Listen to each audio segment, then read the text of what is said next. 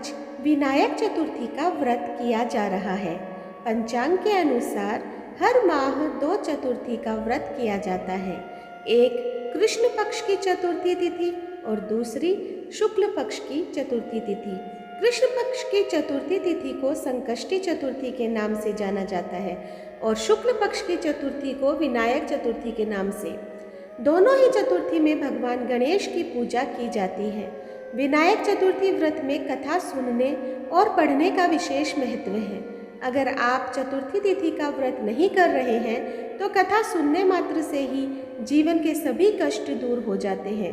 तो चलिए जानते हैं विनायक चतुर्थी व्रत की कथा के बारे में। पौराणिक कथा के अनुसार एक बार माता पार्वती और भगवान महादेव नर्मदा नदी के तट पर चौपड़ खेल रहे थे। खेल में हार जीत का फैसला करने के लिए महादेव ने एक पुतला बना दिया और उसकी प्राण प्रतिष्ठा कर दी। भगवान महादेव ने बालक से कहा कि जीतने पर विजेता का फैसला करे। महादेव और माता पार्वती ने खेलना शुरू किया और तीनों बार माता पार्वती ही जीत गई। खेल समाप्त होने के बाद बालक ने महादेव को विजयी घोषित कर दिया। यह सुनकर माता पार्वती क्रोधित हो गई और बालक को अपाहिज रहने का श्राप दे दिया। माता पार्वती ने बताया उपाय। इसके बाद माता पार्वती से बालक ने क्षमा मांगी और कहा कि ऐसा भूलवश हो गया है। इसके बाद माता पार्वती ने कहा कि श्राप तो वापस नहीं लिया जा सकता, लेकिन इसका एक उपाय है। माता पार्वती ने बालक को उपाय बताते हुए कहा कि भगवान गणेश की पूजा के लिए नाग कन्याएं आएंगी और तुमको उनके कहे अनुसार व्रत करना होगा, जिससे तुमको श्राप से मुक्ति मिल जाएगी।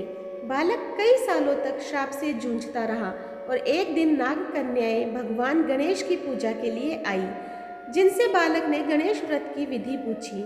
बालक ने सच्चे मन से भगवान गणेश की पूजा की, जिससे प्रसन्न होकर भगवान गणेश ने वरदान मांगने को कहा। बालक को मिली श्राप से मुक्ति। बालक ने भगवान गणेश से प्रार्थना की और कहा कि हे विनायक, मुझे इतनी शक्ति दे कि मैं पैरों से चलकर कैलाश पर्वत पर जा सकूं। भगवान गणेश ने बालक को आशीर्वाद दे दिया और अंतर्ध्यान हो गए। इसके बाद बालक ने कैलाश पर्वत पर भगवान महादेव को श्राप मुक्त होने की कथा सुनाई। चौपड़ वाले दिन से माता पार्वती भगवान शिव से रुष्ट हो गई थी। बालक के बताए अनुसार भगवान शिव ने भी 21 दिनों का भगवान गणेश का व्रत किया।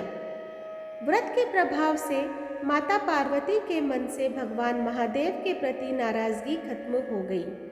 मान्यता है कि भगवान गणेश की जो सच्चे मन से पूजा अर्चना और आराधना करते हैं, उनके सभी दुख दूर हो जाते हैं। साथ ही कथा सुनने व पढ़ने मात्र से जीवन में आने वाले सभी विघ्न दूर हो जाते हैं। तो दोस्तों, आज मैंने आप लोगों के समक्ष विनायक चतुर्थी व्रत कथा प्रस्तुत की है। आपको कैसी लगी मुझे कमेंट बॉक्स में ज़रूर बताइएगा।